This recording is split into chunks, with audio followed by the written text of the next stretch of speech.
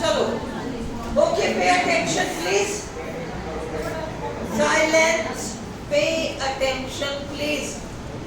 देखो, तुम लोग को लगेगा कि पीडीएफ इतने सारे भेज दिए, बड़े बड़े। सुनो, मेरी बात सुनो, तुम लोग पहले लिटरेचर वाले पोर्शन को समझो।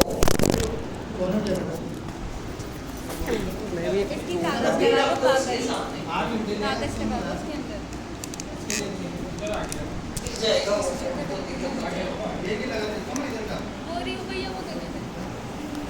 इसको आगे लगा दो फोन। लिटरेचर वाला जो पोर्शन है जो आरपीएससी ने दिया है, उसको तुम्हें दो तरीके से पढ़ना पड़ेगा। फर्स्ट, उसमें कुछ राइटर्स ऐसे हैं, सुनो थोड़ा साइड में आ जाओ, लंबी पढ़ती हो यहाँ आ जाओ, लंबी पढ़ती हो ना, फिर मुझे पीछे कोई नहीं दिखता, यहाँ जो तो दिखूंगी आराम से तुम्हें, प्लीज। चलो, तो लिटरेचर में कुछ राइटर्स, उन्होंने जो हमें 15 राइटर्स दिए हैं, उनको अगर आप ध्यान से देखोगे तो उनमें कुछ राइटर्स हैं जो या तो स्कूल में चलते हैं लिटरेचर के नाम पर 11th-12th, या फिर आपने उनको बीए में पढ़ रखा है। जैसे आर के नारायण है, आर के नारायण बैचलर ऑफ आर्ट्स करके अभी भी बीए पार्ट 1 के सिलेबस का पार्ट है। आर के नारायण का बैचलर ऑफ आर्ट्स चलता था, उससे पहले द गाइड चलता था। अंडरस्टूड? आपसे आरपीएससी 100% उम्मीद करेगी कि जो ग्रेजुएशन में अभी चल रहे हैं और जो उन्होंने प्रिस्क्राइब कर दिया, उनको तो आपको प्रॉपर्ली जानना ही होगा। आपके पास कोई एक्सक्यूज ही नहीं है कि आउट ऑफ सिलेबस है, ये कुछ भी आउट ऑफ सिलेबस नहीं है। आर के नारायण उसी तरह से बीए सेकेंड ईयर में आर के नारायण चलते हैं। दी एक्स शॉर्ट स्टोरी पढ़ी आपने, और आपने मुल्क राज आनंद का बाबर्स ट्रेड यूनियन पढ़ा है, और बीए का सिलेबस ही आपके सेकेंड ग्रेड का सिलेबस है देखा जाए तो।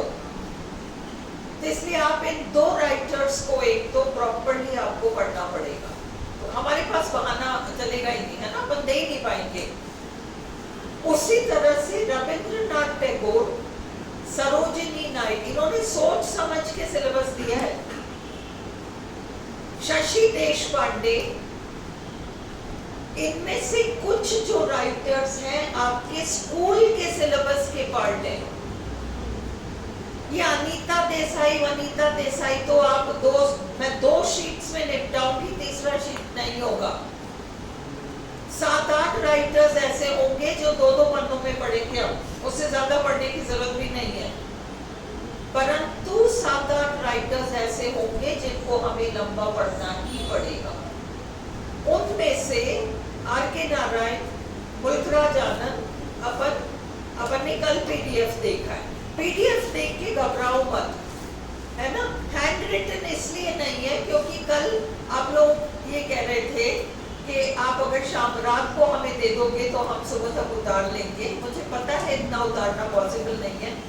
मैंने 3 पेज तो हैंड राइट किया, उसके बाद मेरे को समझ में आ गया कि मैं तो परसों तक भी इसको कंप्लीट नहीं कर पाऊंगी, और इसलिए मैंने आपको डायरेक्टली नेट से लेके स्क्रीनशॉट लेके उसका आपको पीडीएफ बना के भेजा है। विकिपीडिया के आगे आरपीएससी नहीं जाएगी, यहाँ तक कि नेट के एग्जाम में भी सिलेबस अथाह है, फिर भी वो जो प्रश्न एक्चुअली पूछते हैं वो विकिपीडिया का फर्स्ट पेज होता है।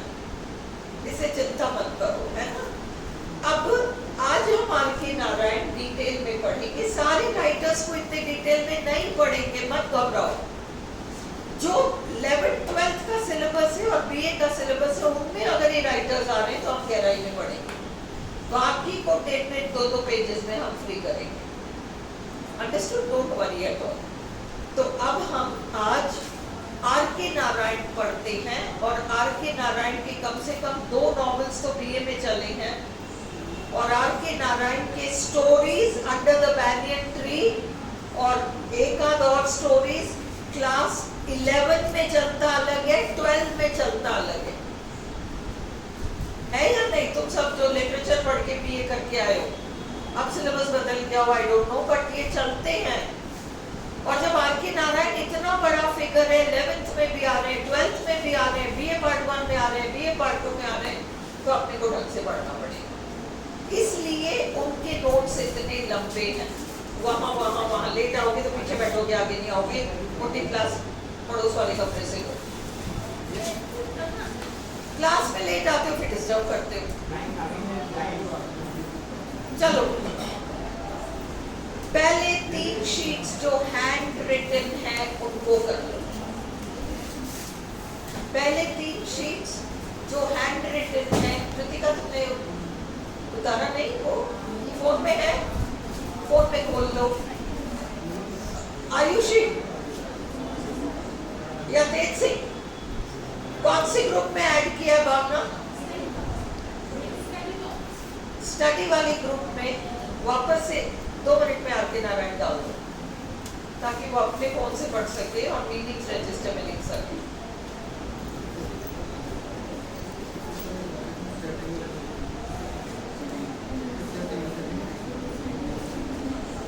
जितने नए स्टूडेंट्स अब ज्वाइन करना चाह रहे हैं उनके लिए मेरी सलाह है, क्लास मत ज्वाइन करो, क्योंकि अगर आप सुबह शाम ज्वाइन नहीं करोगे तो मैं कोर्स कंप्लीट नहीं करा पाऊंगी। इसका ये मतलब नहीं है कि मेरी तरफ से मदद नहीं मिलेगी।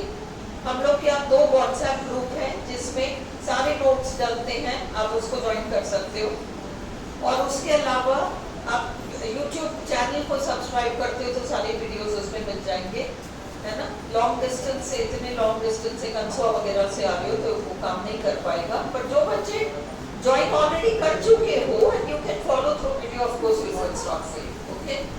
अब जो आगे नए बच्चे आना चाह रहे हैं उनके लिए मैं कह रही हूँ, बट यू आर वेलकम। 2-3 दिन आओ, आराम से क्लास में आओ, है ना, एंड फिर आओ मैटर वैटर इकट्ठा कर लो, भले PDF ले लो, प्रिंट ले लो, 3-4 दिन में फिर आप घर बैठ के वीडियोस फॉलो करो। आर के नारायण 1906 to 2001 ये इनका टाइम पीरियड है। देखो कितनी लंबी लाइफ है, 95 years old, है ना। Khushwant Singh was 99 when he died, and ये लोग एक्टिव रहे अंत समय तक। लिखने का काम इन लोगों ने चालू रखा है। इनका पूरा नाम अपने को याद नहीं करना है, क्योंकि आरपीएससी तो ऑप्शन में देगी, आपको तो बस वो देख के फैमिलियर, देखा देखा सा लगना चाहिए। रासीपुरम कृष्ण स्वामी अय्यर नारायण स्वामी पूरा नाम है। अक्सर इनका पूरा नाम रासीपुरम कृष्ण स्वामी नारायण स्वामी के नाम से आता है, या रासीपुरम कृष्ण स्वामी नारायण। ये तीनों में से, तीनों एक साथ नहीं देंगे, बट इन तीनों में से एक हो तो आप उसको टिक कर सकते हो। रासीपुरम कृष्ण स्वामी अय्यर नारायण स्वामी, ये तो पूरा नाम है। रासीपुरम कृष्ण स्वामी नारायण स्वामी टिक कर सकते हो। रासीपुरम कृष्ण स्वामी नारायण टिक कर सकते हो। तीनों आरपीएससी एक साथ नहीं देगी, don't worry. Was an Indian writer known for his work। ये अपनी रचनाओं के लिए प्रसिद्ध हुए। इन्होंने एक जगह की कल्पना करी। इनके पिताजी पीछे पड़े रहते थे। पिताजी अच्छे इन्फ्लुएंशियल आदमी थे, पीछे पड़े रहते थे। क्या है, बीए रो के पास करता है, जब देखो फेल हो रहा हूं, और बीए कर लिया तो अब आगे काम धंधा भी तो करना पड़ेगा, तेरी शादी वादी भी तो हम करेंगे, तो तू नौकरी कर। पिताजी ने अपने इन्फ्लुएंस से एक स्कूल में, एक गांव के स्कूल में इनको नौकरी दिलाई। उस स्कूल के पास रेलवे स्टेशन था। गांव, उस गांव से अपने घर तक के लिए स्टेशन ट्रेन से जाना पड़ता था, इतनी दूरी थी। ट्रेन से आना जाना पड़ेगा। ये रोज स्टेशन से उतरते, क्लास जाते, 15-20 मिनट बच्चों के साथ बैठते, फिर ट्रेन दिख जाता, कहते कल पढ़ेंगे, एंकर चले जाते थे। और फिर एंड में इनको नौकरी छोड़नी पड़ गई। ऐसे रो की नौकरी की है। फिर कुछ और एक न्यूज़पेपर एजेंसी ज्वाइन करी, छोटे मोटे ऐसे काम किए। फिर जब पिताजी बहुत ही ज्यादा पीछे पड़ गए कि कुछ तो कर, कमाने के नाम पर कुछ तो तू करेगा, तो इन्होंने पिताजी को जवाब दे दिया कि मैं तो राइटर बन गया। और इन्होंने लालगुड़ी नाम के एक गांव, जो रियल जगह है लालगुड़ी, उसको मालगुड़ी में बदलकर उस काल्पनिक मालगुड़ी की सारी कहानियां इन्होंने लिखी हैं। इनका पहला नॉवल था 1936, स्वामी एंड फ्रेंड्स। पहला नॉवल था इनका। इन्होंने जाने क्या उसका नॉवल का नाम दिया। और इंडिया में तो कहीं वो छपे नहीं, वो नॉवल इंडिया में तो छपने से रहा, क्योंकि ऐसी कोई बड़ी छापने वाली तब पब्लिशिंग हाउस थी भी नहीं। इनकी मर्जी थी कि मैंने इंग्लिश में लिखा है तो इंग्लैंड में छपनी चाहिए। तो इन्होंने अपने एक मित्र को भेजा लंदन में। उस मित्र ने क्या किया, ग्रैहम ग्रीन नाम के बहुत प्रसिद्ध राइटर को ये रचना दिखाई, और ग्रैहम ग्रीन ने उसे पढ़कर वे बड़े प्रभावित हुए और उन्होंने कहा कि तो बहुत बढ़िया है, बट इसमें कुछ माइनर चेंजेस करने पड़ जाएंगे। सबसे पहले तो इस नॉवल का शीर्षक बदलना पड़ेगा। और उन्होंने उसका टाइटल अपने हिसाब से दिया और आर.के. नारायण को बुलाया और आर.के. नारायण को सलाह दिया कि इसमें क्या क्या परिवर्तन करने चाहिए और आगे जो भी कुछ तुम लिखोगे उसकी स्टाइल क्या होनी चाहिए। और तब से लेके एंड तक आर.के. नारायण की ग्रैहम ग्रीन से पक्की दोस्ती थी। और ग्रैहम ग्रीन वो व्यक्ति रहे हैं जिन्होंने आर.के. नारायण को अपने करियर में बहुत सपोर्ट और हेल्प किया है।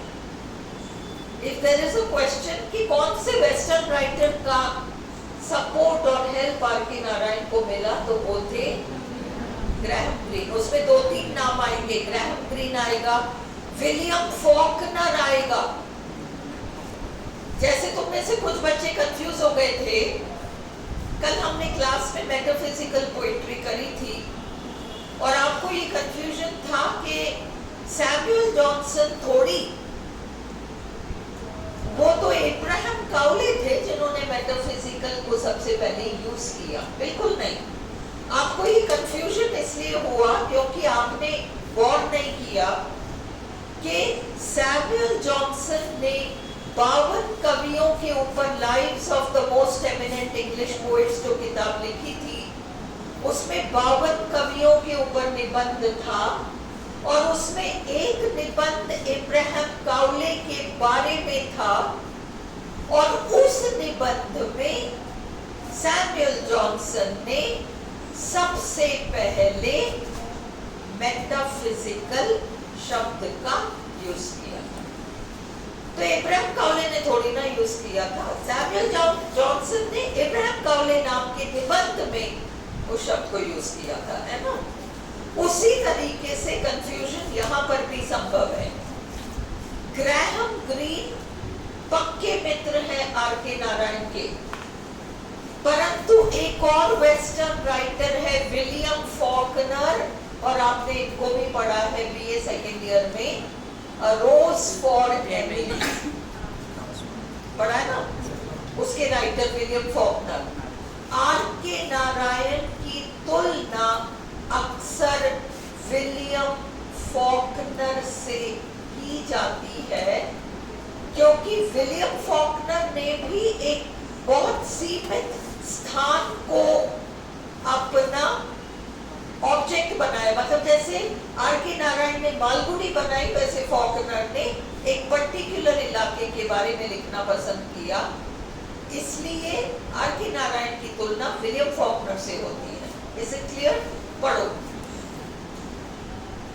Known for his work word का मतलब उनकी रचनाएं set in the fictional town of Malgudi. Malgudi काल्पनिक शहर है, लालगुडी वास्तविक जगह है, उस पर आधारित है मालगुडी।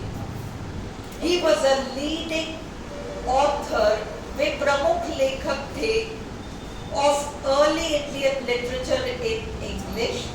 शुरुआती इंग्लिश लिटरेचर मतलब इंडियन साहित्य है पर आंग्ल भाषा में है। Along with Mulkraj Anand and Raja Rao, इस पॉइंट को याद रखो, ये तीनों, ये जो तीन राइटर्स हैं ये ट्रायम्विरेट कहलाते हैं, तिकड़ी कहलाते हैं। आर.के. नारायण, मुल्कराज आनंद और राजा राव तिकड़ी कहलाते हैं। इंग्लिश में इसका वर्ड है ट्रायम्विरेट, TRIUM VIRATE, ट्रायम्विरेट कहलाते हैं इंडियन लिटरेचर के। ये पहली पीढ़ी वाले लेखक हैं जो कि इंडियंस होते हुए इंग्लिश में लिखते थे। He received the Padma Vibhushan, Padma Bhushan, साहित्य अकादमी पुरस्कार भी मिला है गाइड के लिए और राज्यसभा को नॉमिनेट भी हुए हैं। His name and face appears on a 2009 stamp of India। याद रखो 2009 के एक स्टैम्प पर इनका चेहरा छपा है। His brother was the famous cartoonist R.K. Lakshman. उनके कार्टून्स बड़े फेमस थे, दोनों भाई बड़े प्रसिद्ध हुए। Narayan's mentor and guide, mentor एक तरीके से गुरु और मार्गदर्शक ग्रैहम ग्रीन was instrumental, उनका बहुत बड़ा हाथ था in getting publishers। उन्होंने आर.के. नारायण के उपन्यासों को छपवाने में मदद करी। फॉर नारायण्स फर्स्ट 4 बुक्स, पहले 4 किताबों के लिए, including the semi-autobiographical trilogy। याद रखो 3 किताबों का समूह ट्रिलॉजी। और इनका जो पहला ट्रिलॉजी है उसमें कौन सी किताबें हैं? स्वामी एंड फ्रेंड्स है, द बैचलर ऑफ आर्ट्स है एंड द इंग्लिश टीचर है। ये तीनों एक तरीके से ट्रिलॉजी है, 3 इकट्ठे, 3 का संकलन। और अगर हम देखते हैं बारीकी से तो ये अपने आप में थीम बनाते हैं। स्वामी एंड फ्रेंड्स 10 साल के एक बच्चे की कहानी है जो स्कूल में पढ़ा करता था। बैचलर ऑफ आर्ट्स 19 साल के एक युवक की कहानी है जो कॉलेज में पढ़ा करता था। अंडरस्टूड? और जो तीसरा है इंग्लिश टीचर, उसमें शादी हो गई है ना, बेटी पैदा हो गई, फिर पत्नी की मृत्यु हो गई और फिर कैसे उस इंग्लिश टीचर ने अपनी बाकी जिंदगी गुजारी। एक तरीके से तीनों आर.के. नारायण के आत्मकथा की तरह हो गए, जैसे खुद ही की लाइफ में उन्होंने लिखा हो। शुरू में स्कूली दिनों के बारे में, फिर कॉलेज के दिनों के बारे में, और कॉलेज के दिनों में वो जो, इसीलिए हम उस स्टोरी को बैचलर ऑफ आर्ट्स को डिटेल में देखेंगे। पहले चलती थी कोर्स में, गाइड को भी देखना पड़ेगा, गाइड का भी आपके पास मैटर है। बैचलर ऑफ आर्ट्स में चंद्रन नाम का कैरेक्टर हर वो काम करता है जो आर.के. नारायण ने किया है। एक तरह से आत्मकथा हो गई। The fictional town of Malgudi was first introduced in Swami and Friends। 1936 का उपन्यास है। The financial expert वास्तव में एक व्यक्ति के जीवन पर आधारित है। मार्गैया नाम का व्यक्ति was hailed, आगे आ जाएगा मैटर में, लिखो मत। उसे माना गया as one of the most original works of 1951, 1951 की रचना है और ये जो बड़ी राइटर्स की मेजर रचनाएं हैं, बैचलर ऑफ आर्ट्स है, स्वामी एंड फ्रेंड्स है, द इंग्लिश टीचर है, द फाइनेंशियल एक्सपर्ट है, आपको इनका क्रोनोलॉजी पता होना चाहिए। क्रोनोलॉजी का मतलब वो क्या करेंगे, जंबल करके चारों नॉवेल्स के नाम दे देंगे। आपको पता होना चाहिए कौन सा पहले छपा, फिर अगला कौन सा छपा, फिर अगला कौन सा छपा, फिर अगला कौन सा छपा, सीरीज। एंड द साहित्य academy award winner the guide, guide नाम का नॉवल साहित्य अकेडमी अवार्ड को जीत गया, was adapted for a film। इस पर देवानंद ने वैजयंती माला को लेकर फिल्म भी बना डाली, the guide. Okay, Narayan has been compared to William Faulkner, very important, who created a similar fictional town। हमें वो सब जानने की जरूरत नहीं है। Narayan stories have also been compared to the stories of Guy de Maupassant। हमने BA Part 2 में दी अम्ब्रेला पढ़ा है, उसके लेखक है गाय डी मॉपासांत। उनसे भी कंपेयर किया जाता है आर.के. नारायण को। कौन से दो राइटर से, William Faulkner and Guy de Maupassant, दोनों आपके BA Part 2 सिलेबस के पार्ट रहे हैं। Because of his ability to compress a narrative, compress a narrative, गागर में सागर, बड़ी कहानी को बिल्कुल ब्रीफ में सुना सकना। In a career that spanned over 60 years, R K. Narayan के लिखने का काम लगभग 60 सालों तक चला।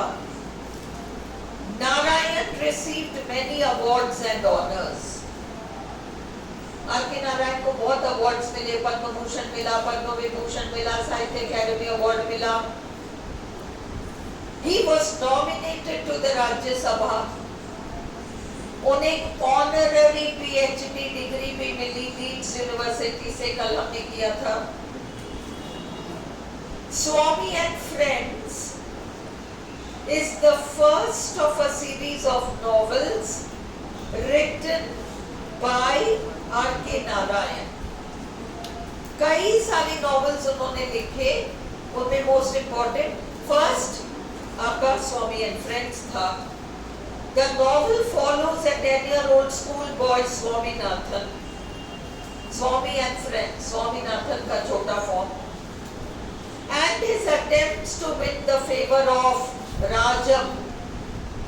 और उसी शहर में एसपी वेसपी का बेटा है ये राजम, है ना, नया लड़का क्लास में आता है, बड़ा इन्फ्लुएंशियल है, महंगी चीजें लेके आता है, महंगे कपड़े हैं, महंगे खिलौने हैं, शाम को खेलते हैं तो सारी लेटेस्ट चीजें उसके पास है।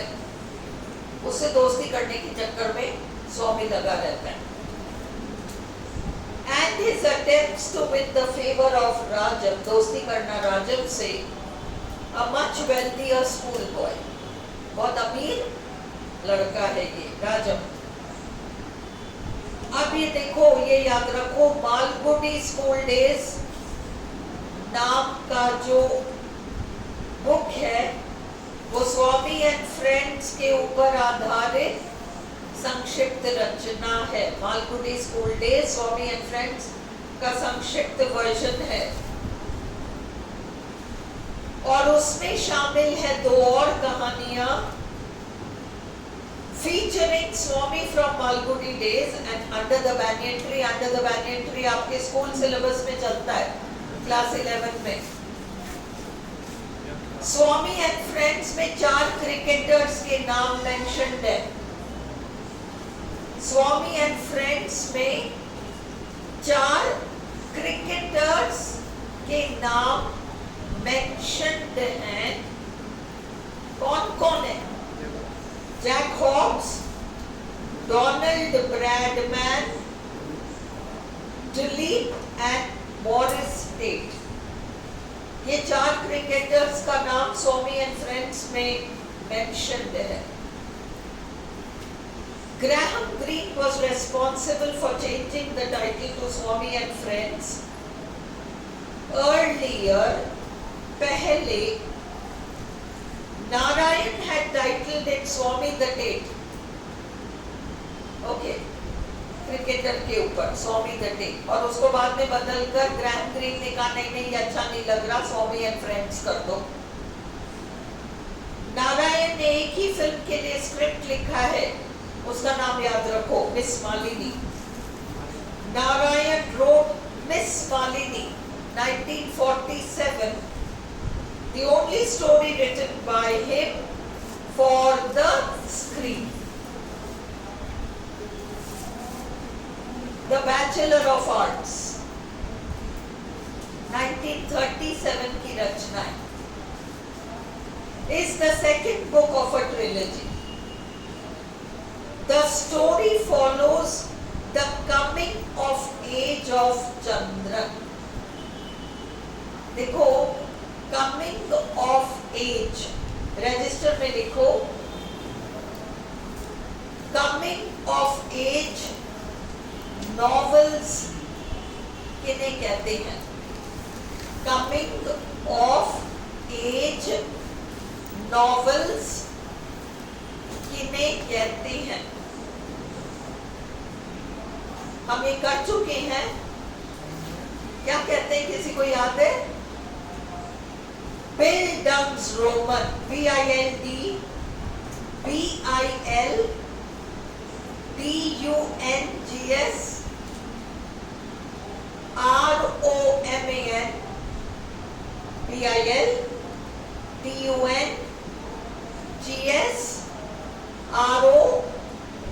ROMAN। बिल्डंग्सरोमन ऐसी कहानी होती है जिसमें कि छोटी उम्र से लेकर वयस्क होने तक की पूरी कहानी सुनाई जाती है।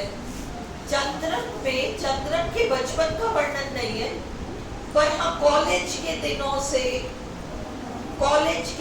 से आगे के लाइफ तक, कॉलेज में पढ़ता था, BA पार्ट 1 में था, फिर पार्ट 2 में गया, फिर पार्ट 3 में गया, फिर उसने छोटी मोटी नौकरियां करी, फिर न्यूज़पेपर एजेंट बन गया, फिर ये किया, फिर वो किया, है ना, ये सारा कुछ हुआ। बीच में रोमांस भी हुआ, फिर उस लड़की से शादी भी नहीं हुई, फिर एंड में जाके जिस लड़की से उसकी शादी हुई वहां तक की पूरी स्टोरी है, इसलिए इसको कमिंग ऑफ एज नॉवेल कहते हैं। चंद्रन की story the bachelor of arts coming of age novel है। कमिंग ऑफ एज नॉवेल वो होता है जिसमें छोटी उम्र से अडल्टहुड तक की लाइफ का वर्णन होता है, कैरेक्टर का। Follows the coming of age of Chandran, mature होना, परिपक्व होना चंद्रन का, a young upper middle class college graduate into adulthood, ये adult बन जाता है। उसी नॉवल में Chandran falls in love with मालती, मालती नाम की एक लड़की से मिलता है, उससे प्यार हो जाता है, और फिर समुद्र के किनारे मिलता है, उससे देखता है, मिलता नहीं है, देखता है उसको, उसके साथ एक छोटी सी बच्ची भी है। उस जमाने में 11 साल में शादी हो जाया करती थी लड़कियों की, है ना, ये 16 साल की लड़की है। उसको इसके मन में डाउट आता है ये कहीं ऐसा तो नहीं शादीशुदा हो और ये उसकी बेटी हो, पर फिर उसका ड्रेस देख के समझ जाता है कि नहीं ये तो कुंवारी लड़कियां पहनती है, शादीशुदा नहीं हो सकती। घर जाकर कह देता है बस मैंने तय कर लिया मुझे उस लड़की से शादी करनी। और फिर उसकी माँ, बहुत ज्यादा ड्रामा होता है घर में, 16 साल की लड़की में कोई डिफेक्ट जरूर होगा, तभी 16 साल तक शादी नहीं हुई, वगैरह वगैरह नॉवल। और फिर एंड में उस लड़की से इसकी शादी नहीं होती, उस लड़की की शादी किसी और से हो जाती है, ये सन्यासी बन जाता है।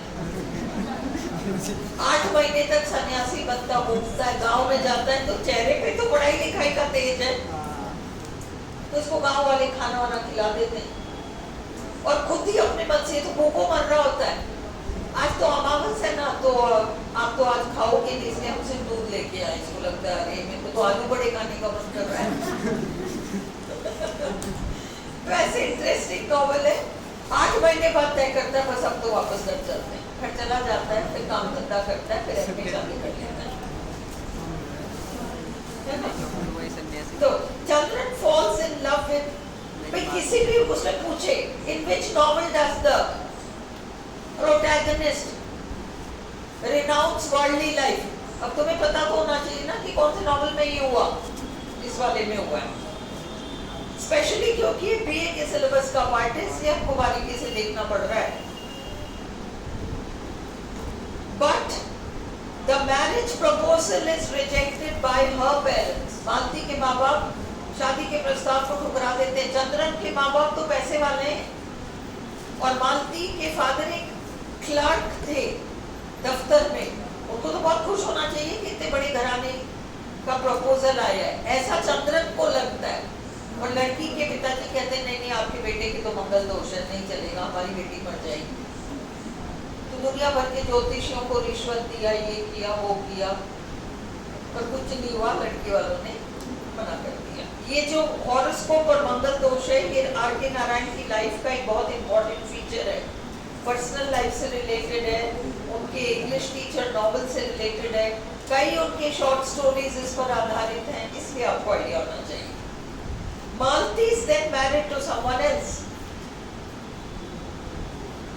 बिल्कुल जो एक कॉलेज को एक बच्चे की लाइफ होती है ना, उसी का वो मालती का घर का है। पहले तो ये तलाशता है, पता लगाता है कहाँ रहती है, फिर पता लगाता है कि इसके आसपास अपने कॉलेज का कोई लड़का रहता है क्या, पता चलता है अरे बिल्कुल सामने रहता है, बस उससे दोस्ती करो ताकि रोज उसके कमरे में जाओ, खिड़की पे बैठ जाओ और मालती को देखते रहो। ये सारा भी करता है। देखो एग्जैक्टली आर के नारायण ने एक कॉलेज के बच्चे के इमोशंस को पकड़ा है ना, हार्ट ब्रोकन। फिर एक दिन जाता है दोस्त के यहाँ, तो वहाँ शहनाइयाँ बज रही होती है सामने, उसके बाद क्या हो रहा है, अरे मालती की शादी होती, बस इसका तो दिल ही टूट गया, heart broken.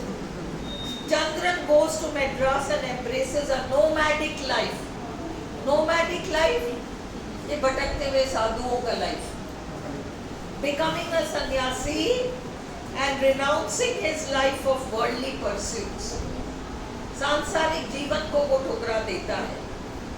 He is mistaken for a sage by the villagers. उसको वो गांव वाले संत महात्मा समझ बैठते हैं। कौन से दो नॉवेल्स में प्रोटैगनिस्ट को संत महात्मा मान लिया जाता है? आर के नारायण के कौन से दो नॉवेल्स में प्रोटैगनिस्ट को संत महात्मा मान लिया जाता है? एक तो ये और दूसरा गाइड। अंडरस्टूड? आफ्टर 8 months, 8 महीने बाद चंद्रन रिटर्न्स होम, अपने घर लौट आता है। Later he marries Sushila, falling in love with her at first sight. ये तो स्टोरी बिल्कुल ब्रीफ में है। अब हम इनकी लाइफ पर जाते हैं। अब आपका प्रिंटेड पेज है, आपका प्रिंटेड पीडीएफ खोल लो। While vacationing at his sister's house in Coimbatore in 1933, 1933 में अपनी बहन के यहाँ छुट्टियां मनाने गया था, दीदी के यहाँ आर के नारायण छुट्टियां मनाने गए थे। क्या हुआ? नहीं है?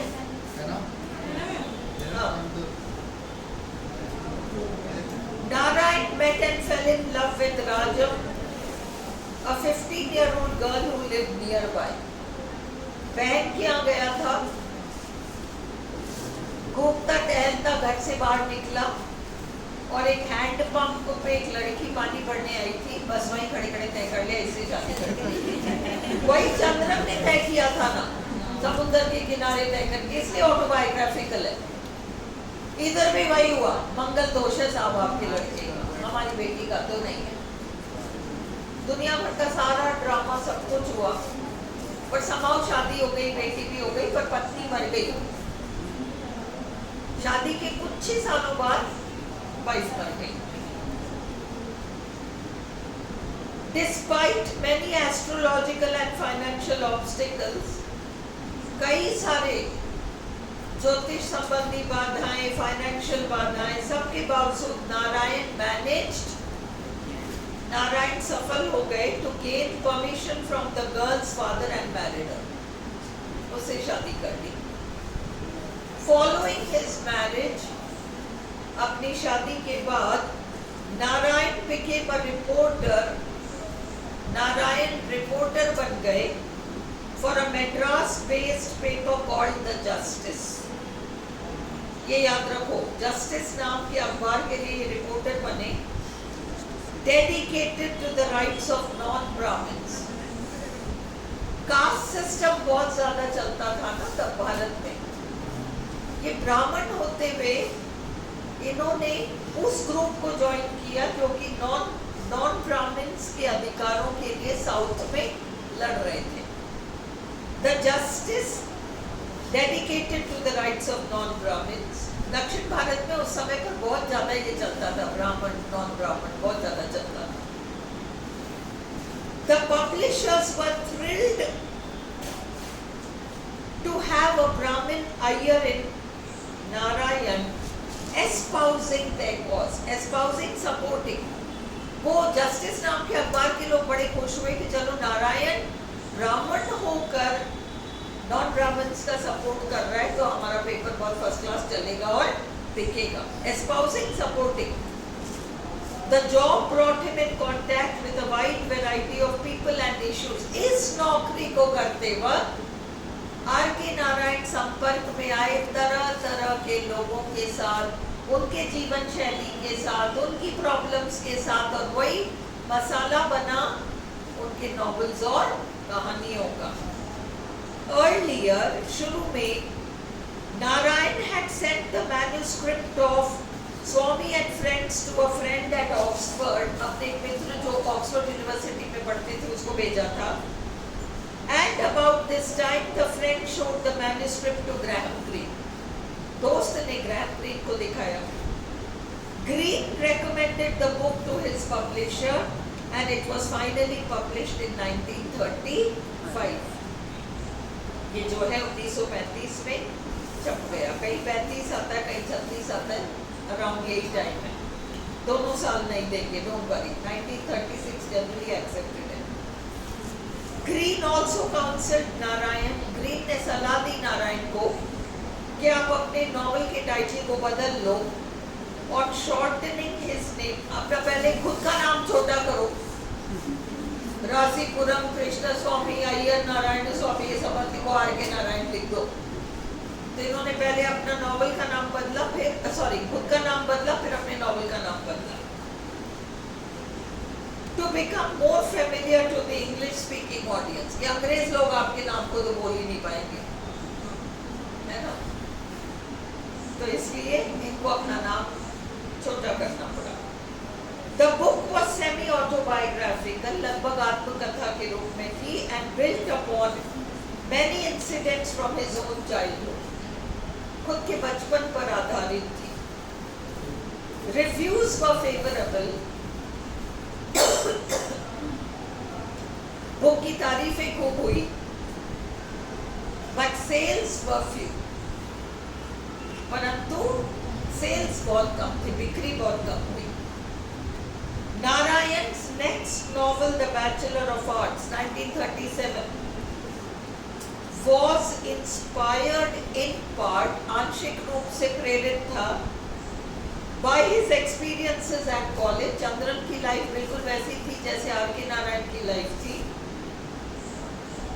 And dealt with the theme of a rebellious adolescent। देखो ये लाइन देकर, which of these novels of R K. Narayan deals with the life of a rebellious adolescent? You should know that it is Bachelor of Arts। Transitioning, जिसका परिवर्तन हो रहा है, to a rather well adjusted adult। बाद में जाके वो एक अच्छा मैच्योर जिम्मेदार एडल्ट बन जाता है चंद्र। It was published by a different publisher, again at the recommendation of Greene। ये छोड़ो।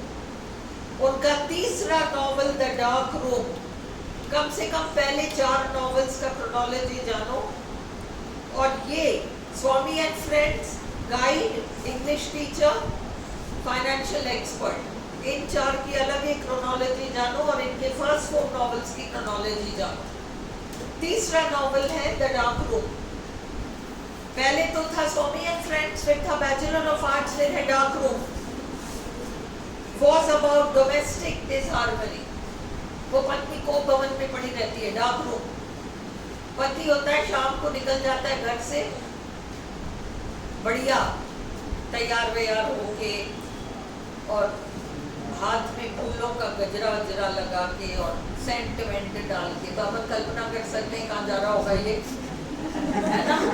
और वो पत्नी जो है परेशान रहती है, लौटता है 11 बजे। और कल्चर क्या है, पहले पति खाना खाएगा फिर पत्नी खाना खाएगी ना, वो भूखी बैठी रहती है।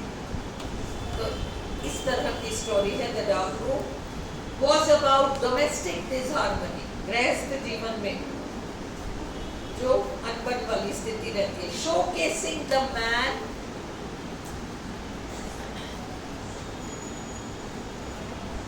showcasing the man as the oppressor।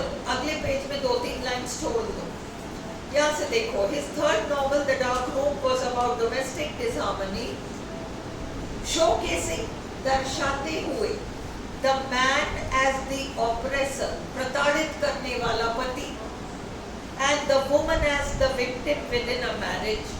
और शादी में फंसी हुई है ये औरत, victim, वो ऐसे खराब पति की शिकार है। And was published by yet another publisher।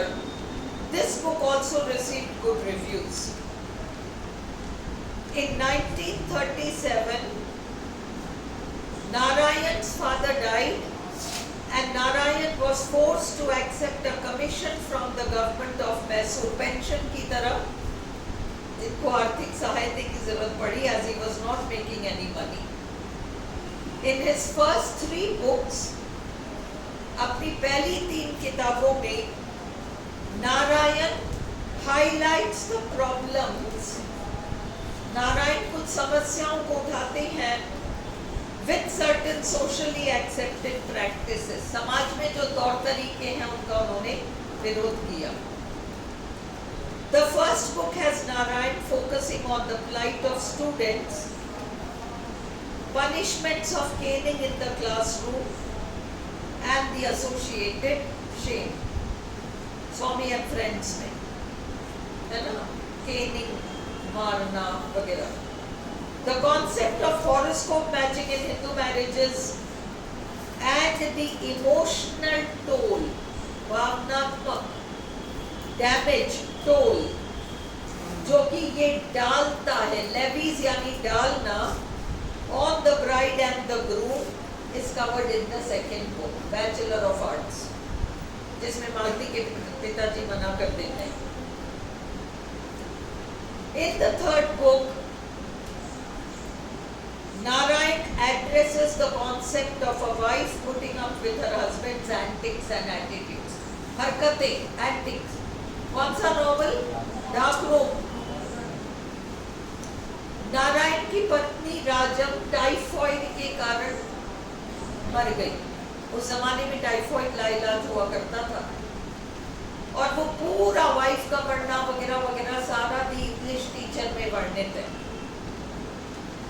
Rajam died of typhoid in 1939।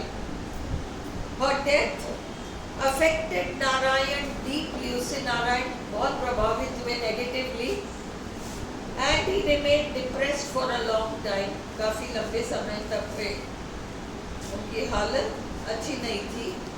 He never remarried in his life। दोबारा शादी नहीं करी। उनकी एक बेटी थी Hema Narayan. He was also concerned for their daughter Hema, who was only 3 years old जब माँ की मृत्यु हुई, मात्र 3 साल की थी। और फिर ये हेमा नारायण को भी आगे जाकर 1994 में उसकी कैंसर से मृत्यु हुई, और आखिरी दिनों में आर.के. नारायण की 2 ही थी, यानी वो हेमा की बेटी ने उनको संभाला। The bereavement, मृत्यु, brought about a significant change in his life। बहुत बड़ा परिवर्तन आया उनके जीवन में, and was the inspiration behind his next novel, The English Teacher। उसमें पूरी उनकी पर्सनल लाइफ की स्टोरी है। This book, like his first 2 books, उनकी पहली 2 किताबों की तरह ये वाली किताब is autobiographical, आत्मकथा के रूप में है। बट मोर सो बहुत ज्यादा पर्सनल बातें हैं इसमें, and completes an unintentional thematic trilogy. भले आर के नारायण ने ट्रिलॉजी प्लान न किया, ट्रिलॉजी 3 बुक्स का संकलन, टेट्रोलॉजी 4 बुक्स का संकलन, आर के नारायण ने ये प्लान नहीं किया कि वे ट्रिलॉजी लिखेंगे, बट वो ट्रिलॉजी की तरह बन गई, एक के ऊपर एक। Following Swami and friends and the bachelor of arts. बाद के इंटरव्यूज में आर के नारायण ने इस बात को एक्सेप्ट किया, स्वीकारा कि ये जो इंग्लिश टीचर है कंप्लीटली मेरी ऑटोबायोग्राफी है। Acknowledges, स्वीकारते हैं that the English teacher was almost entirely an autobiography, उनकी आत्मकथा ही थी, albeit हालांकि with different names, characters के नाम अलग थे, for the characters and the change of setting in Malgudi, स्थान परिवर्तन बहुत कुछ था।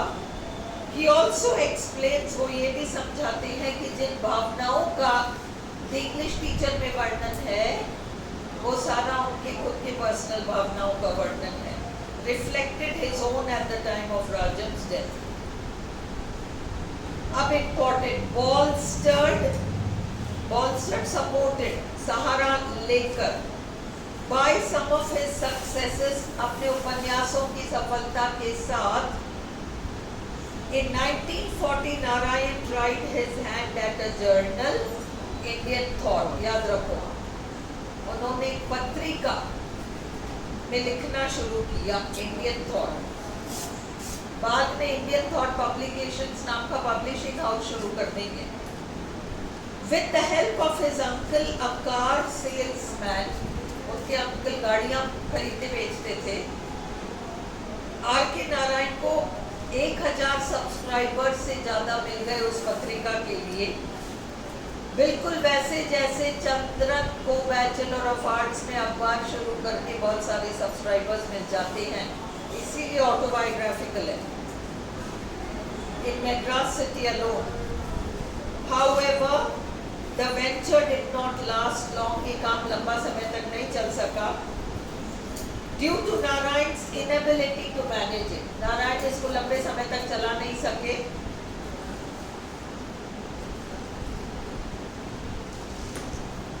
And it ceased publication within a year, साल भर के अंदर छपना बंद हो गया।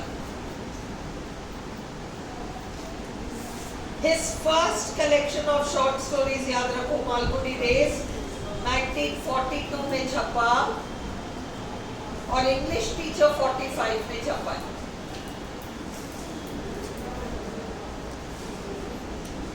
In between, इसके बीच, being cut off from England due to the war, World War II चालू हो गया था, इंग्लैंड से नाता टूट गया, इसलिए नारायण अपनी किताबें अब विदेश में नहीं छपवा सकते थे, उन्होंने अपनी खुद की पब्लिशिंग हाउस खोल दी।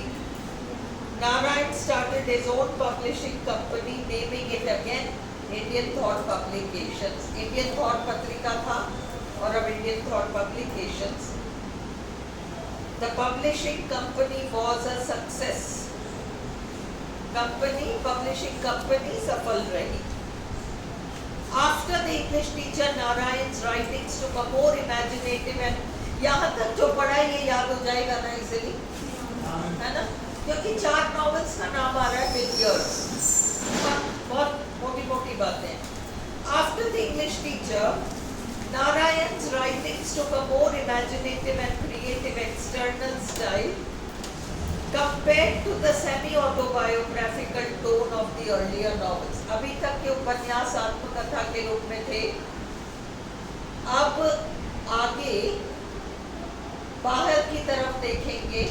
जब उन्होंने 1000 सब्सक्राइबर्स लिया, तरह तरह के लोगों के संपर्क में आए, उनके जीवन शैली, उनके लाइफ के अनुभव, उन सबको लेके अब वो नॉवेल्स और कहानियां लिखेंगे। His next effort was the first book exhibiting this modified approach। modified approach, ये नया जो सिस्टम इन्होंने शुरू किया कि अपनी लाइफ नहीं, जनरल बातों पर लिखूंगा। However, it still draws from some of his own experiences, particularly the aspect of starting his own journal. उन्होंने अपनी पत्रिका जो शुरू करी, उसके जो अनुभव थे उनके ऊपर उन्होंने अपनी कहानियों को आधारित किया. He also makes a marked movement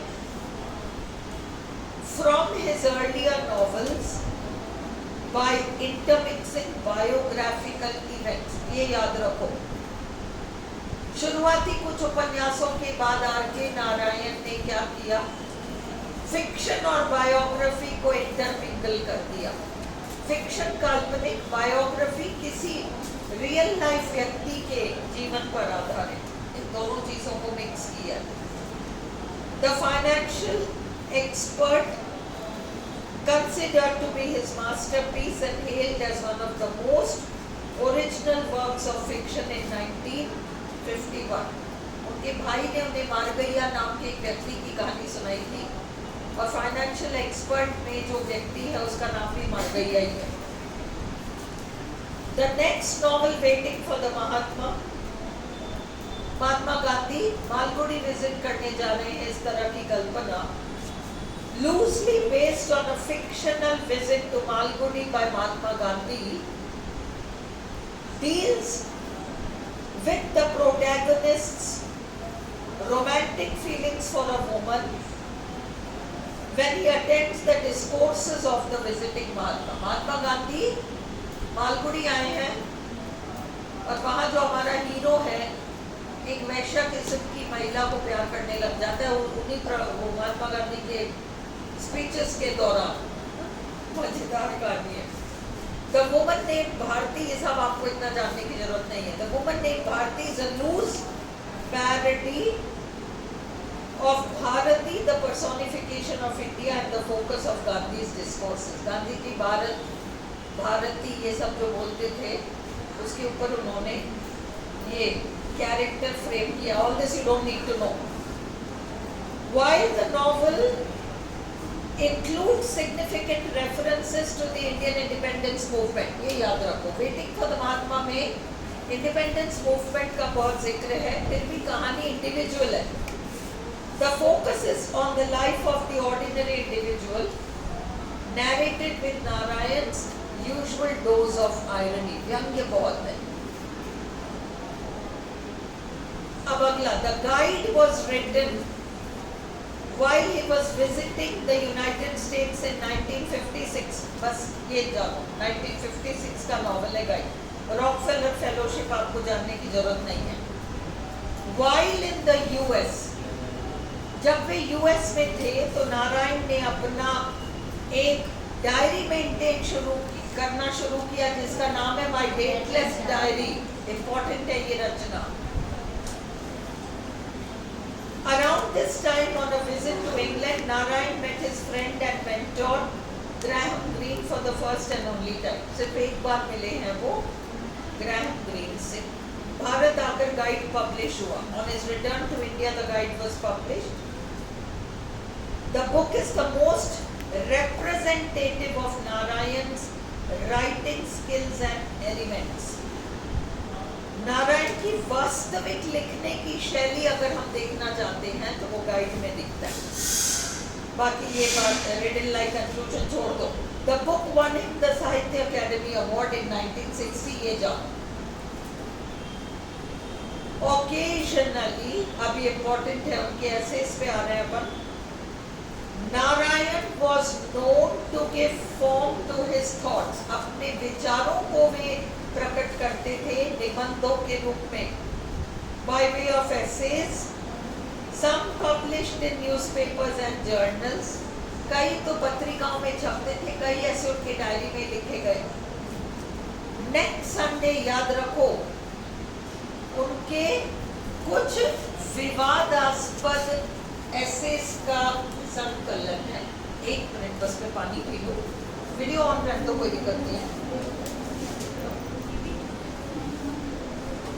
और उसे उन्होंने एक ऐसे के बुक के रूप में छापा है. याद रखो, next Sunday collection of essays है जो छपा है. Soon after that, एंड उसके तुरंत बाद माय डेटलेस डायरी पब्लिश हो गई। अब ये भी याद रखना है, माय डेटलेस डायरी में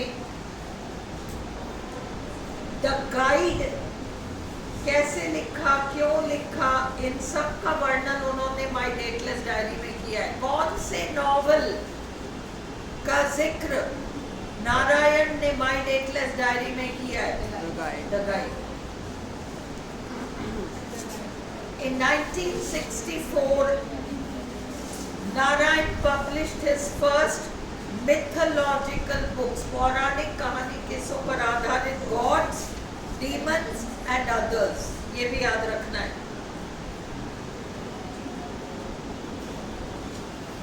ना। ये सारा पौराणिक कहानियों को उन्होंने ट्रांसलेट किया, बाकी सब छोड़ दो।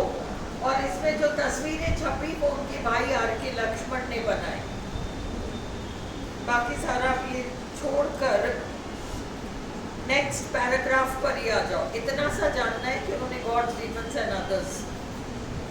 Narayan's next publish work was the, अब तुम लोग सैटरडे संडे, कल मैं क्लास नहीं आऊंगी, आई टोल्ड यू, है ना।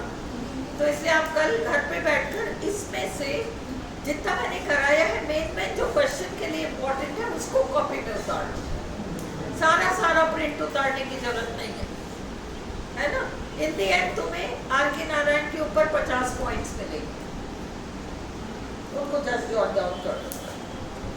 नारायण्स next publish work was the 1967 novel the vendor of sweets. First grade में चलती है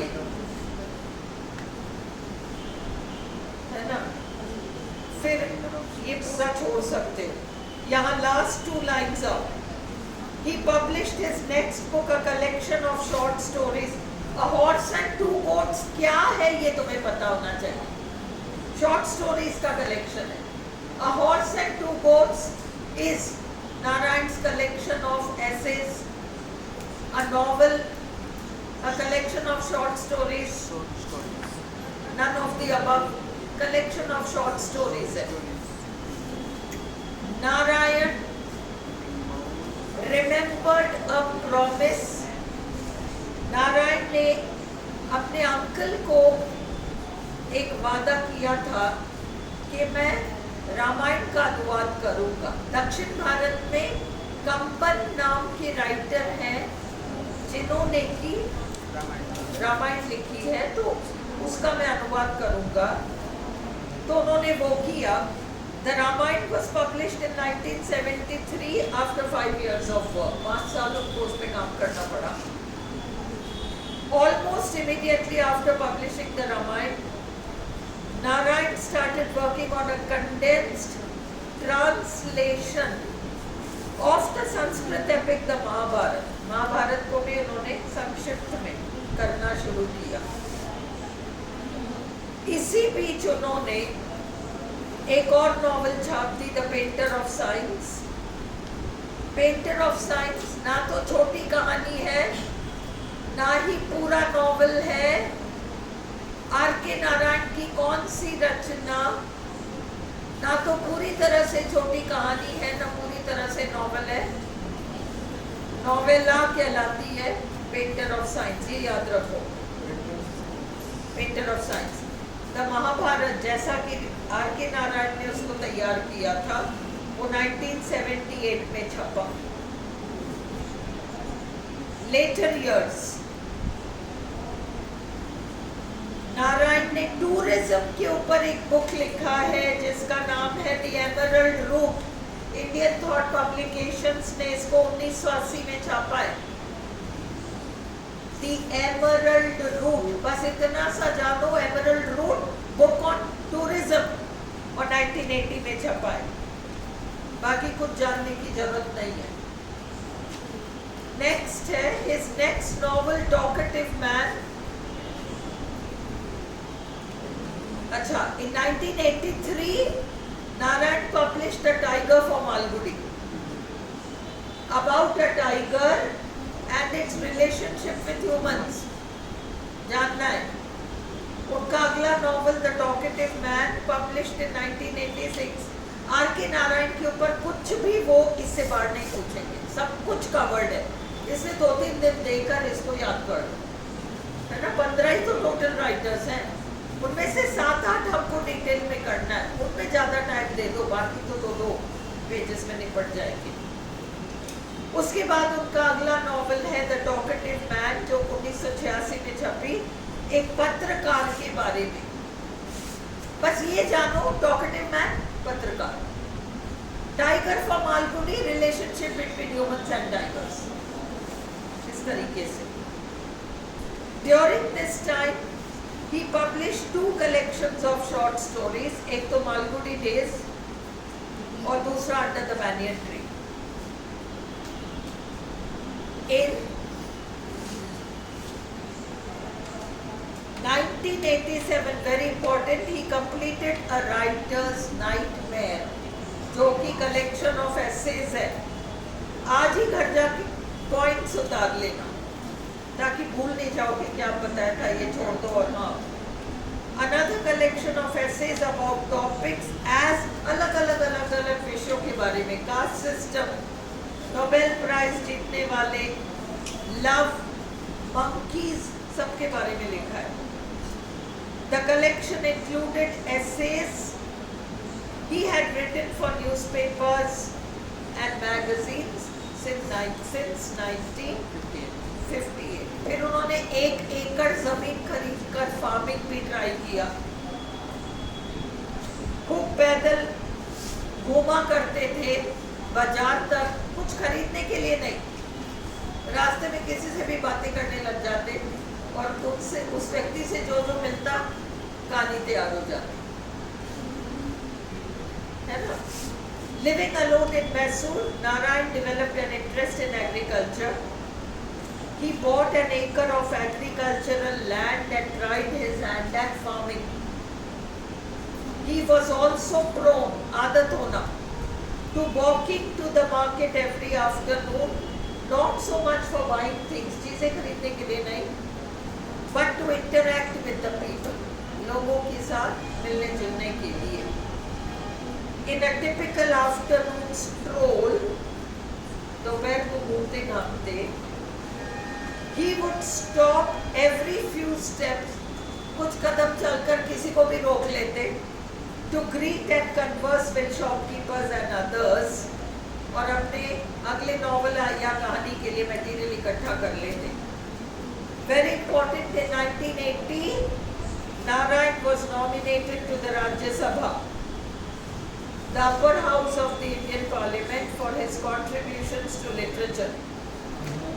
अपने 6 साल के टर्म में उन्होंने एक ही मुद्दे पर जोर दिया। During his entire 6-year term, he was focused on one issue, एक ही मुद्दे पर वे काम करते रहे, the plight of school children, school के बच्चों की दशा, कैसे इतना भारी भारी बस्ता उठा के चलते हैं, heavy books, and the negative effect of the system on a child's creativity. Swami and friends में जिन विषयों के बारे में लिखा है और जिन चीज़ों की आलोचना की थी 1936 में, 40-45 साल बाद भी उन्होंने उसी मुद्दे को उठाया है, कोई सुधार ही नहीं आया।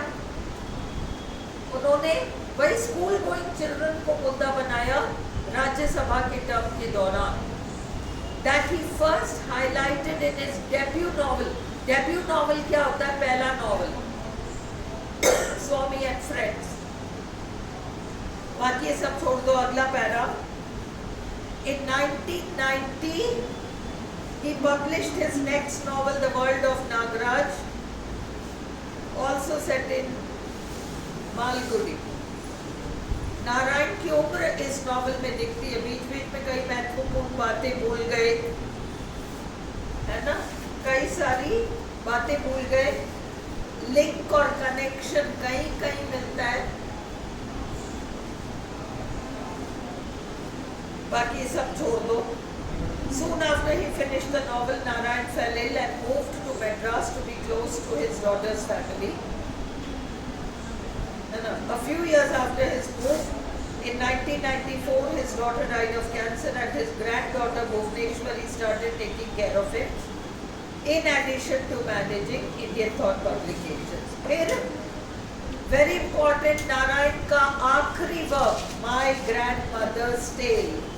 Grandmother's Tale actually. The book is an autobiographical novella, छोटा उपन्यास, about his great grandmother who travelled far and wide to find her husband, who ran away shortly after their marriage. और फिर वो पति भाग गया शादी के कुछ सालों बाद. The story was narrated to him by his grandmother when he was a child. अब आओ स्वामी एंड फ्रेंड्स के main characters. Swami and friends 10 साल के एक बच्चे की कहानी है. एल्बर्ट मिशन स्कूल में पढ़ता था. स्कूल का नाम Albert Mission school. Main character है W.S. Swaminathan, a 10-year-old boy studying at Albert Mission School, Malgudi. He lives in Vinayak Mudali Street. Later he is transferred to Board High School. आपको ये दो stories जो है the guide, bachelor of arts और ये Swami and friends, ये तीन अच्छे से पता होना चाहिए. सेम तीन के बारे में पैटर्न जो है उसको देख जाना. एल्बर्ट मिशन स्कूल में से वो बोर्ड हाई स्कूल ट्रांसफर हो जाता है. कौन सा कैरेक्टर स्वामी एंड फ्रेंड्स में माइटी गुड फॉर नथिंग के नाम से जाना जाता है? मनी नाम का कैरेक्टर. माइटी गुड, गदा लेके चलता है हाथ में, गदा लेके चलता है वो बच्चा.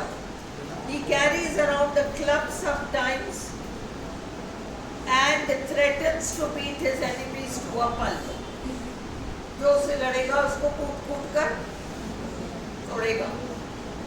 He is hardly concerned about his studies. Swaminathan, मणि और राजम इसी में है. Rajam Swami's classmate at Albert Mission School. Lawley extension नाम के फेमस इलाके में रहता है वो राजम. His father is the deputy police superintendent, इसलिए उसका रुतबा है उस बच्चे का. He previously studied at an English boys school, Madras, और वो लड़का captain of the Malgudi cricket club बन जाता है.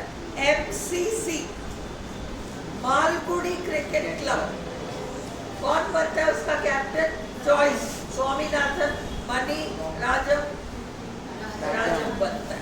ये सारे फैक्ट्स आपको पता होने चाहिए. सोमू मॉनिटर है क्लास का. Somu monitor of first form A section, पर फेल हो जाता है तो ग्रुप से निकल जाता है. शंकर स्वामी का क्लासमेट है. सबसे ब्रिलियंट लड़का है. क्लास का सबसे ब्रिलियंट लड़का कौन था? शंकर. फेल होने वाला लड़का कौन था? क्रिकेट क्लब का कैप्टन बनने वाला कौन था? ये सारे फैक्ट्स आपको पता होने. मटर का दाना किसको कहते थे? सैम्यूल. छोटू सा था इसलिए उसको मटर का दाना. He is known as the P because of his height. Height के मारे. स्वामी के घर में कौन कौन है? W.T. श्रीनिवासन स्वामी फादर वकील है. लक्ष्मी स्वामी की माँ है. फिर स्वामी की दादी है. स्वामी के दादाजी भी हुआ करते थे, वो सब मैजिस्ट्रेट हुआ करते थे. और सुप्पू स्वामी का छोटा भाई है. बाकी कैरेक्टर्स इस नॉवल में राजम के पिताजी deputy commissioner superintendent of police. Rajam की माँ है headmaster of Albert Mission school mister Ebenezer है. फिर डॉक्टर केशवन डॉक्टर है. Mister Nair Ranga cartman. ये नहीं जानो तो भी चलेगा, but what was the name of Swami's mother, father, छोटा भाई, ये सब तो तुम्हें जानना होगा. क्लियर? चलो अगला the guide. Do you want a break for 5 minutes to drink water? Complete तो आज करेंगे हम गाइड एंड ये 2 ही शीट्स है, दो करा दो, फिर रुको करा ले दो, 2 ही शीट्स है, करा लो। ब्रेक नहीं दे रही भाई, चुपचाप बैठे रहो। द गाइड, सलाहकार इतने सारे। चलो द गाइड राजू, जिसको लोग रेलवे राजू के नाम से जानते हैं। राजू के पिताजी रेलवे स्टेशन पर टी स्टॉल चलाते थे। राजू के पिताजी मालगुडी रेलवे स्टेशन पर टी स्टॉल चलाते थे। पिताजी के मरने के बाद राजू की जिम्मेदारी हो गई टी स्टॉल चलाना। थोड़ा समझदार था राजू, उसने देखा कई बार स्टेशन पे जब ट्रेन रुकती है लोग उतरते हैं, कोई पूछता है सिगरेट रखते हो क्या, कोई पूछता है माचिस रखते हो क्या, कोई पूछता है कोई नॉवेल रखते हो क्या, कोई मैगजीन रखते हो क्या। तो ये इसने वो सारी चीजें अपने टी स्टॉल में रखना शुरू किया। फिर लोग ऐसे भी थे, अरे हमारा अगला ट्रेन 4 घंटे बाद है, कोई घूमने की जगह है क्या। अब एक पति पत्नी आएंगे, वो पति हिस्टोरिकल बातों में इंटरेस्ट रखता है, हिस्ट्री का प्रोफेसर है, दिखने में बिल्कुल अच्छा नहीं लगता। उसकी पत्नी रोजी बड़ी स्मार्ट और सुंदर है, बस अब यहाँ उलझ जाएगा, ये रोजी के साथ उलझ जाएगा। और फिर गाइड इन सबको, इन दोनों को घुमाने के चक्कर में, और वो सारे पूरे मालगुडी में घुमाएगा, सब कुछ है। और हस्बैंड सब देख रहा है क्या हो रहा है, सब समझ रहा है, कहता कुछ नहीं है। ये दोनों आपस में उलझ जाते हैं। वापस जाने का दिन हो जाता है और ये तीनों स्टेशन जाते हैं, हस्बैंड कुछ भी नहीं कहता। और जब ट्रेन आती है तो फिर ये सामान उठा के कुली आता है, तो इसका हस्बैंड कहता है कि ये 2 बैग्स रख दो। रोजी कहती है ये मेरे बैग्स। कहता नहीं, मैंने टिकट तो एक ही लिया, सिर्फ मैं जाऊँ। चल देता है वो चल देता है, तो अब ये यही रह जाती है, कहाँ जाए वो कहती है मुझे अपने घर ले जाओ। वो कहता है अरे मेरी मम्मी, वो तो बहुत ओल्ड फैशन है, बहुत रीति रिवाजों को मानती है, तो कैसे चलेगा। और जाती है और फिर वो सारा ड्रामा शुरू हो जाता है। माँ समझ जाती है कि कुछ गड़बड़ है, तो अपने भाई को चिट्ठी लिखती है। और ये राजू का मामा आ जाता है, कहता है ये मत सोचो कि तुम्हारी माँ की मैंने शादी कर दी तो उसका भाई मर गया, मैं ले जा रहा हूँ तुम्हारी माँ को, कह के वो ले जाता है। और अब ये रोजी रह जाएंगे। ये रोजी बहुत अच्छा डांस करती थी, इसका डांस मैनेजर बन के इसके लिए बुकिंग्स लेना शुरू कर देता है। रोजी बड़ी फेमस हो जाती है। और फिर वहाँ उसका पति थोड़ी भूला है, वो एक दिन रोजी को चिट्ठी लिखता है। वो जानता है कि ये मैनेजर है, रोजी को चिट्ठी लिखता है कि ये फॉर्म भेज रहा हूँ, तुम्हारे जेवर मेरे पास है, तुम ऐसा करो साइन करो तो मैं तुम्हें तुम्हारे जेवर भिजवा दूँ। हस्बैंड बहुत स्मार्ट है, उसको पता है ये खुद ही साइन करेगा जाली, क्योंकि ये नहीं चाहेगा कि मेरा रोजी से किसी भी तरह का कांटेक्ट हो, ये तो बताएगा भी नहीं रोजी को। तो इसलिए, और ये क्या करता है, जाली दस्तखत रोजी के कर देता है और वो उसको पकड़वा के जेल भिजवा देता है। फर्जी दस्तखत करने के इल्जाम में जेल भिजवा देता है ना। अब वो जेल से, अब रोजी को क्या पड़ी है, रोजी तो अब मंत्री सब उसके हैं इशारों पे, और ये जेल में सड़ रहा है। फिर जेल से निकलेगा तो फिर एक गांव जाएगा, वहाँ वेलन नाम का कैरेक्टर मिलेगा, वो तो इसको संत महात्मा मान लेता है। और फिर तो पूछो ही मत, एंड में बरसात नहीं आ रही बहुत दिनों से, गांव वाले कहते हैं हमें क्या चिंता, आप हो ना, आप आमरण अनशन करोगे, बारिश अपने आप भी आ जाएगी, वो जबरदस्ती। और 12 दिन हो गए इसको कुछ खाए, एक टांग पे खड़ा है वो, एक टांग पे खड़े होके आखिरी दिन हालत इतनी खराब हो गई उसकी, वहाँ बादल गरजते हैं, यहाँ ये मर जाता है, बारिश होती है मर जाता है ना, गिर जाता है। मतलब स्टोरी क्विकली देख लो। Raju, nicknamed Railway Raju, is a corrupt tour guide, भ्रष्ट है ये, who is famous among tourists। जल्दी करा रही हूँ क्योंकि मैं स्टोरी सुना चुकी हूँ, प्रॉब्लम नहीं होगी। He falls in love with a beautiful dancer Rosie। क्या कर रहे हो? The wife of archaeologist Marco। Husband का नाम मार्को है। They have come to Malgudi, the fictional town in South India, as tourists. Marco does not approve of Rosie's passion for dancing।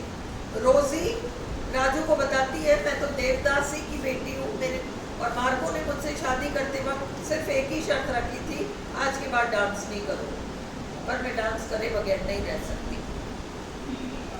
Rosie, encouraged by Raju, decides to follow her dreams and start a dancing career. In the process, they become close to each other. On learning of their relationship, इनके संबंधों के बारे में पता चलता है, तो Marco leaves Rosie in Malgudi and goes back to Madras alone. Rosie turns up at the home of Raju and they start living together. But Raju's mother does not approve of their relationship और छोड़ के अपने भाई के यहाँ चली जाती है। Raju becomes Rosie's stage manager and soon, जल्दी ही, with the help of Raju's marketing tactics, बड़ा अच्छा मैनेजर है, Rosie becomes a successful dancer। Raju, however, develops an inflated sense of self। मैं हूँ इसका मैनेजर, उसमें वो अहंकार आ जाता है, and tries to control her life। और खूब पैसा भी बना लिया इसने। He wants to build as much wealth as possible। Raju gets involved in a case of forgery, जाली दस्तखत, of Rosie's signature and gets a 2-year sentence। हालांकि रोजी बहुत कोशिश करती है उसे बचाने की। After completing the sentence, Raju passes through a village, Mangal, गांव का नाम याद रखो, where he is mistaken for a sadhu। Since he does not want to return in disgrace to Malgudi, वो मालगुडी लौटना नहीं चाहता, वो उसी गांव में ठहर जाता है मंगल में। He decides to stay in an abandoned temple close to the village। सोने से मंदिर में रुक जाता है। There he plays the role of a sadhu, delivering sermons and discourses to the villagers और उनके दिन प्रतिदिन की समस्याओं को सॉल्व करता है। Soon there is a famine।